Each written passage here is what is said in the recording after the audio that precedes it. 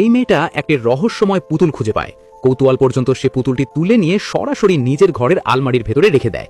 কিন্তু কিছুক্ষণ পরে আলমারির দরজা খুলতে এসে হতভাগ হয়ে যায়। পুতুলটি আর একটি নেই, এখন সেখানে দুটি পুতুল আছে। তখন মেয়েটি অবাক হয়ে দ্রুত দরজা বন্ধ করে আবারও খুলে লেখে, আর এবার সংখ্যা বেড়ে গেছে। তখন এসে বুঝতে পারে এই আলমারিটা কোনো সাধারণ আলমারি নয়, এটা একটি জাদুকর আলমারি। তার ভিতর যাই রাখা হোক না কেন সেটি দ্বিগুণ হয়ে যায়। তখন এই লোভনীয় ক্ষমতার কথা ভেবে মেয়েটি তখন উত্তেজিত হয়ে ওঠে, আর এই ভাবনা থেকে সে তার নিজের প্রেমিককে ডেকে আনে, আর ওর অসময় ভঙ্গিতে তাকে আলমারির সামনে দাঁড় করিয়ে বলে যে একটু ভিতরে ঢুকে দাঁড়াও। তখন কিছু না বুঝে প্রেমিকটি আলমারির ভিতরে ঢুকে পড়ে। আর তখনই মেয়েটি মনে মনে ভাবতে থাকে যে একজন প্রেমিক থাকবে ঘরের কাজ করার জন্য, আরেকজন থাকবে টাকা রোজগার করে সংসার চালানোর জন্য। কিন্তু দরজা খুলতে তার সমস্ত স্বপ্ন তখন মুহূর্তে ভেঙে যায়।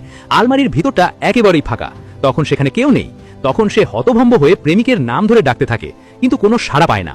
ভেবে নেয় হয়তো কোথাও কোনো ভুল হয়েছে। শেষ পর্যন্ত সে সাহস করে নিজেই আলমারির ভিতরে ঢুকে পড়ে এবং ধরে ধরে তখন দরজাটা বন্ধ করে দেয়। এরপর সে দরজা খুলে বাইরে তাকাতে তার বুকটা তখন কেঁপে ওঠে, কারণ তার সামনে দাঁড়িয়ে আছে একজন মেয়ে যে কিনা দেখতে হুবহু তার মতোই। সে তখন কথা বলতে এগোতেই তার চোখে পড়ে মেঝেতে পড়ে থাকা তার প্রেমিককে। এখন প্রশ্ন হলো, তোমার কাছে যদি এমন জাদুকর আলমারি থাকতো তাহলে তুমি কি চাইতে?